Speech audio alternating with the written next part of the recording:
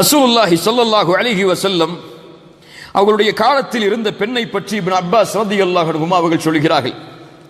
அவரோடு இருந்த நண்பரிடத்தில் இப்னு அப்பாஸ் சொல்கிறார்கள், சொர்க்கத்தின் பெண்ணை, சொர்க்கத்தில் நடமாடக்கூடிய, சொர்க்கத்தில் வாழக்கூடிய ஒரு பெண்ணை உங்களுக்கு நான் காட்டவா என்று கேட்டார்கள். யார் அந்த பெண்? யார் அந்த பெண்? யார் அந்த பெண்?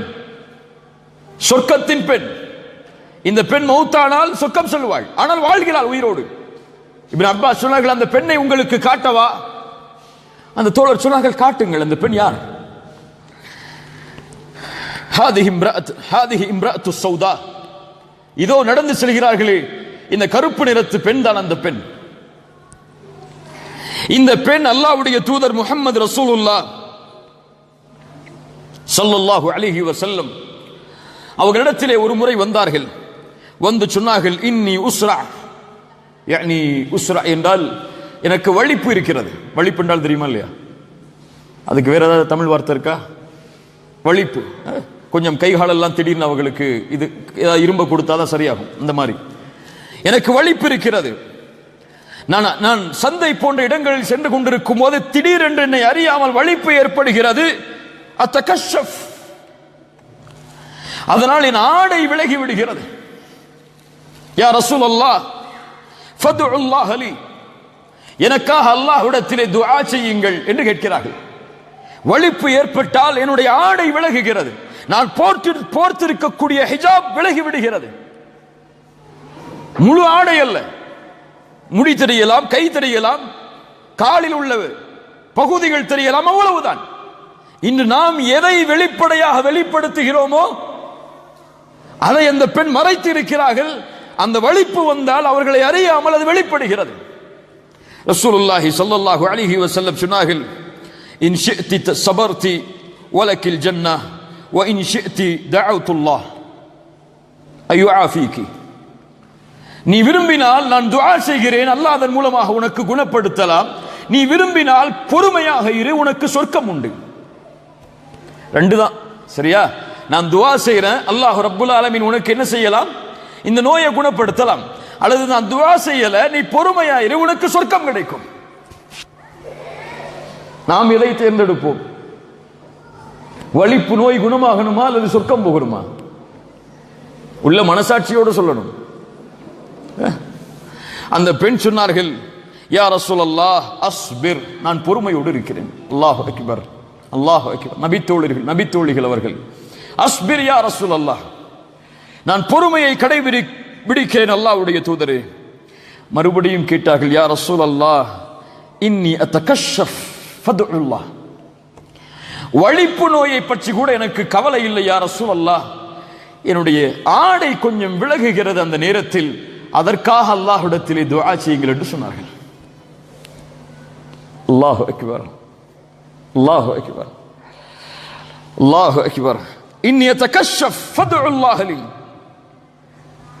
அல்லாஹ்வுடைய தூதர் ஸல்லல்லாஹு அலைஹி வஸல்லம் அந்த பெண்ணுக்காக துஆ செய்தார்கள். அவர்களுக்கு அந்த நிலை மாறியது. கொஞ்சம் யோசித்து பாருங்கள். ஹிஜாபை அணியாத பெண்கள், கல்லூரிகளுக்கு சென்றால் ஹிஜாபை தூக்கி எறியக்கூடிய பெண்கள், திருமண நிகழ்ச்சி என்று வந்தால் ஹிஜாபை பேணாத பெண்கள், மஹரமான ஆண்களுக்கு முன்னால் ஹிஜாபை பேணாத பெண்களுடைய வாழ்விற்கு இந்த பெண் ஒரு பாடம் இல்லையா? பாடம் இல்லையா? நான் யாரிடத்தில் வேண்டுமானாலும் வெட்கம் இல்லாமல் நடந்து கொள்ளலாம், அல்லாஹ் என்னை பார்க்கும் போது எப்படி அந்த தன்மையோடு நடந்து கொள்வது? இன்றைய நம்முடைய பெண்கள் சாதாரணமாக எதை வெளிப்படுத்தி இந்த உலக வாழ்வில் வாழ்ந்து கொண்டிருக்கிறார்களோ அந்த உறுப்புகள் தருகிறது அந்த பெண்ணுக்கு. ஒரு வலிப்பு நோய் வந்தால் அதை கூட அந்த பெண்ணால் தாங்க முடியவில்லை. அல்லாஹு அக்பர். ரசூலுல்லாஹி ஸல்லல்லாஹு அலைஹி வஸல்லம் அதனால் தான் சொன்னார்கள், நாளை மறுமையில் ஒரு இரண்டு கூட்டத்தார்கள், அவர்களில் ஒருவரை நான் பார்த்ததில்லை, காசியாத்துன் ஆரியாத், ஆடை அணிந்திருப்பாள் அந்த பெண், ஆனால் நிர்வாணமாக இருப்பாள். தன்னையும் பிறர் பக்கம் சாய்ப்பாள், தானும் பிறர் பக்கம் சாய்வாள். இந்த பெண் சொர்க்கத்தில் நுழைய முடியாது, சொர்க்கத்தின் நறுமணத்தை கூட நுகர முடியாது, இன்ன தூரத்தில் இருந்தே தவிர. அறிஞர்கள் விளக்கம் சொன்னார்கள், ஆடை அணிந்து நிர்வாணமாக இருக்கக்கூடிய பெண் யார்? அழகான ஹிஜாபை அணிபவள், இறுக்கமான ஹிஜாபை அணிபவள், உடல் அழகை வெளிப்படுத்தக்கூடிய ஹிஜாபை அணிபவள்.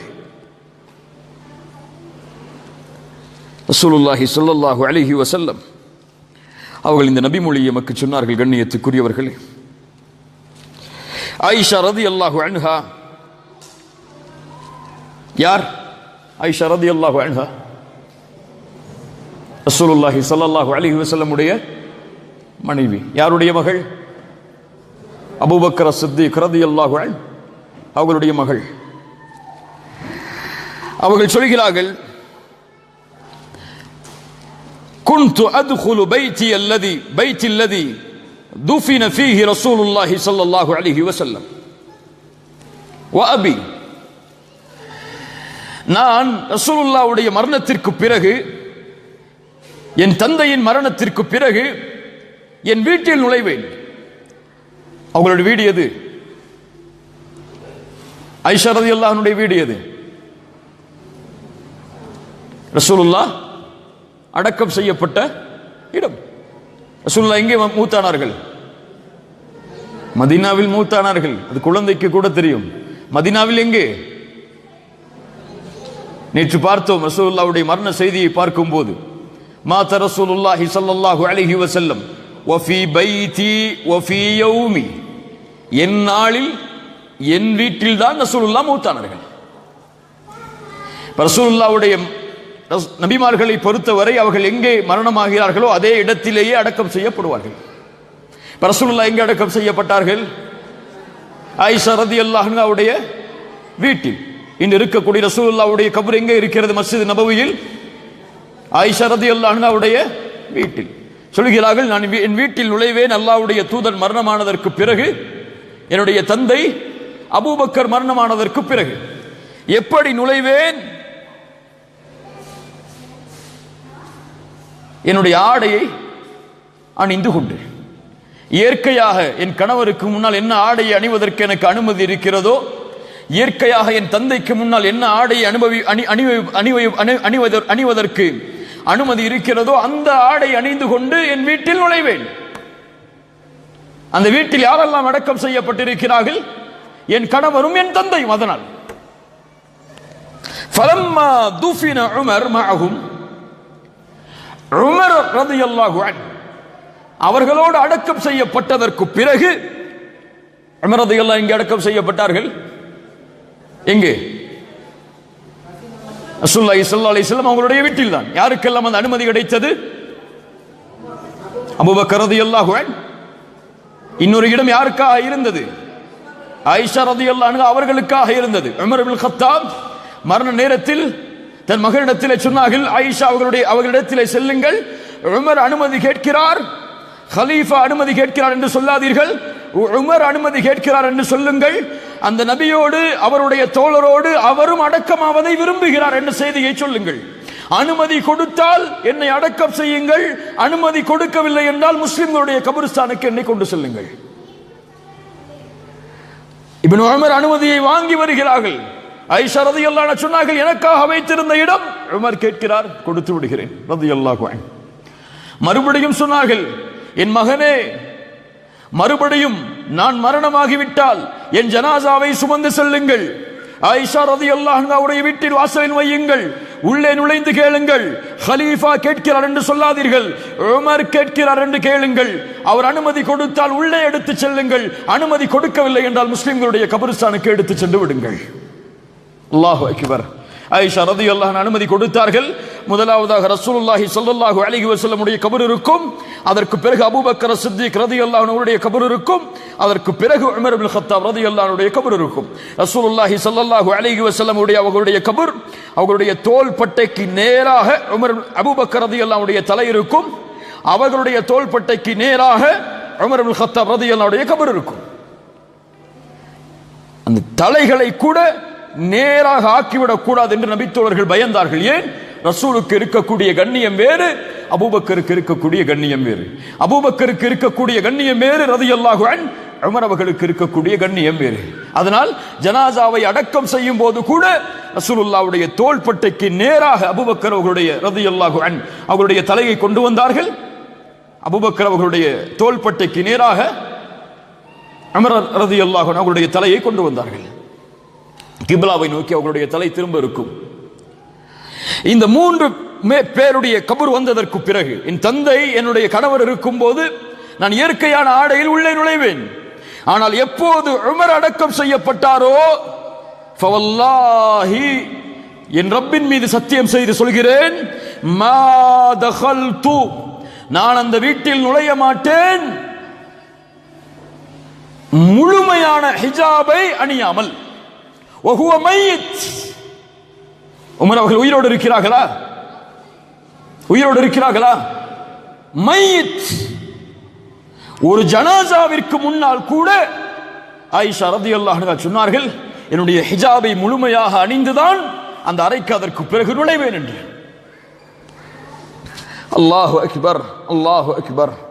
இன்று மஹரம் என்றால் என்ன, கைர மஹரம் என்றால் என்ன, அந்நிய ஆண் யார், அந்நிய ஆண் யார் இல்லை, கடைக்கு சென்றால் அங்கே இருக்கக்கூடிய ஆண்களோடு எப்படி நடந்து கொள்ள வேண்டும், ஒரு வாகனத்தில் சென்றால் அந்த ஆண்களோடு எப்படி நடந்து கொள்ள வேண்டும், ஒரு அந்நிய ஆண் தன்னுடைய வீட்டிற்கு வந்தால் எப்படி நடந்து கொள்ள வேண்டும், தன் கணவனின் சகோதரர் அந்த வீட்டில் இருந்தால் அவரோடு எப்படி நடந்து கொள்ள வேண்டும், எந்த ஒழுக்கமும் கடைபிடிக்கப்படாமல் கணவருக்கு முன்னால் எந்த நிலையோ இல்ல, மஷா அல்லாஹ், எல்லோரையும் சொல்லவில்லை, அல்லாஹ் பாதுகாத்தவர்களை தவிர அவர்கள்தான், அவர்களுக்கு மற்ற எல்லோரும் சமம்தான்.